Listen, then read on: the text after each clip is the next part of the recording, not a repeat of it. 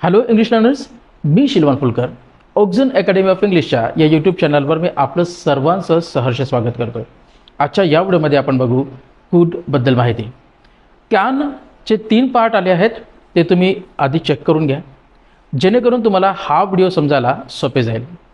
याआधी आपण कुड हॅवबद्दल माहिती देणारा व्हिडिओ भाग 3 मध्ये बनवलेला आहे. त्यामुळे कुड हॅवबद्दलची जी माहिती आहे ती आधीच आली असल्याकारणामुळे आपण कुड हॅव या व्हिडिओमध्ये पाहणार नाही. त्याऐवजी आपण वॉज वर एबल टू ही रचना घेतली. तर चला व्हिडिओला सुरुवात करूया. तर कुड आणि वॉज वर एबल टू ही दोन्ही रचनेचा इंग्रजीमध्ये जवळजवळ सारखा अर्थ असतो. भूतकाळातील योग्यता दाखवण्यासाठी किंवा अबिलिटी इन द पास्ट दाखवण्यासाठी आपण कूडचा वापर करतो, परंतु हा होता कूडचा एक पार्ट. कूडचा परत एक पार्ट ज्यामध्ये आपण शक्यता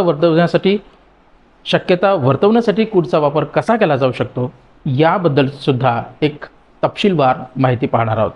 तर चला बेसिक व्हिडिओ आहे, सुरू करूया. तर कूड सोबत आपण क्रियापदाचं पहिलं रूप लावलं आहे. राईट हे क्रियापदाचं पहिलं रूप आहे. कूड सोबत नेहमी क्रियापदाचं पहिलं रूप येतं. त्याचा अर्थ आपण ढोबळमानाने घेतला, लिहू शकत होतो किंवा लिहिता येत होते. तर या अर्थाला अनुसरून आपण काही सेंटेन्सेस इथे लिहिले आहेत. ती सेंटेन्सेस ट्रान्सलेट करण्याचा प्रयत्न करू जेणेकरून हा फरक तुमच्या लक्षात येईल. तरुणपणी मी जलद पोहू शकत होतो. मुलगी असेल तर होते म्हणेल. In my youth,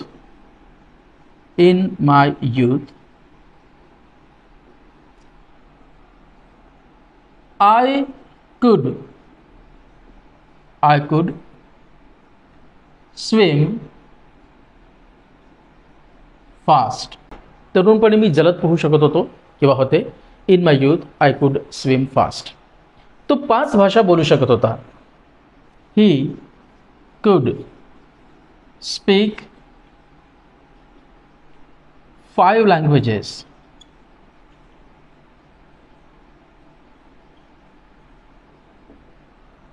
तो 5 भाषा बोलू शकत होता.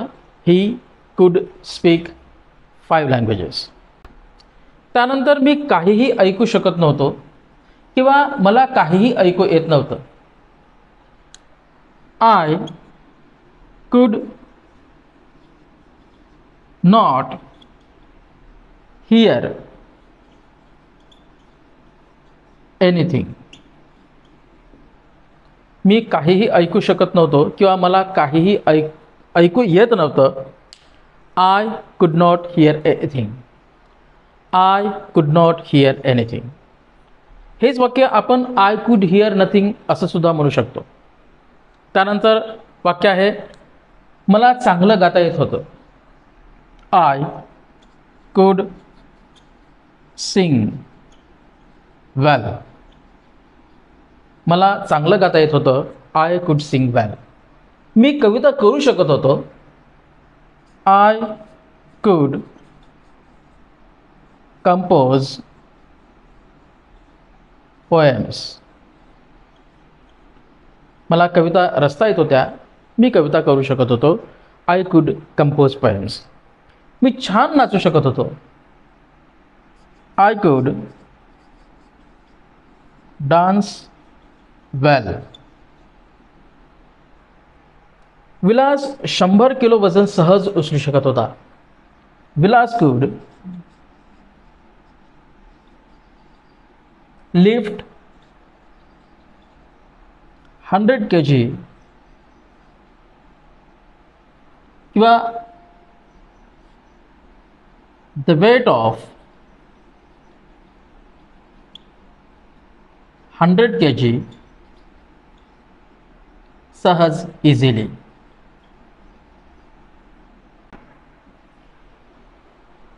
त्यानंतर आपण हीच वाक्ये वॉज वर एबल टू या रचनेचा वापर करून सुद्धा बोलू शकतो. तर हीच वाक्य आपण या बाजूला वॉज वर एबल टूचा वापर करून लिहू शकतो. उदाहरणार्थ तरुणपणी मी जलद पोहू शकत होतो. In my youth I was able to swim fast. In my youth,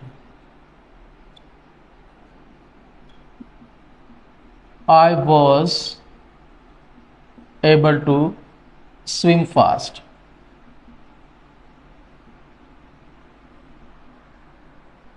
He was able to speak.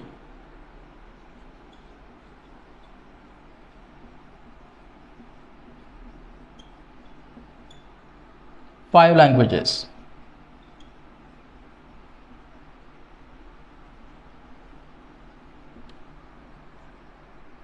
I wasn't able to hear.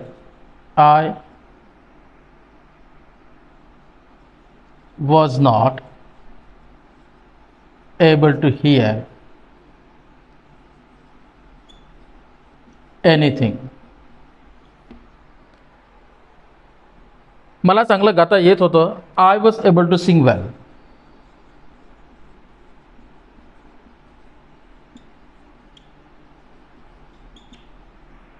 त्यानंतर मी कविता करू शकत होतो. आय वॉज एबल टू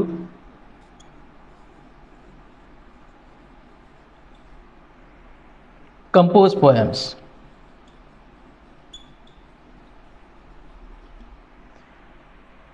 त्यानंतर मी छान नाचू शकत होतो. I was able to dance well. त्यानंतर विलास 100 किलो वजन सहज उचलू शकत होता. विलास वॉज एबल टू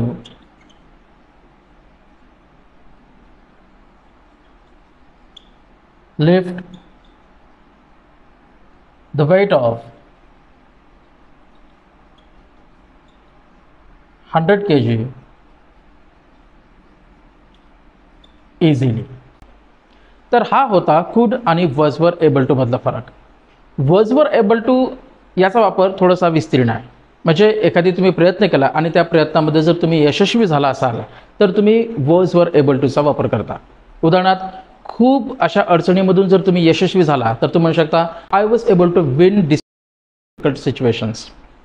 कुड हा अर्थ ध्वनित करत नाही, देत नाही. तर भेटूया नवीन व्हिडिओमध्ये. हा जर व्हिडिओ आवडला असेल तर त्याला लाईक करू शकता.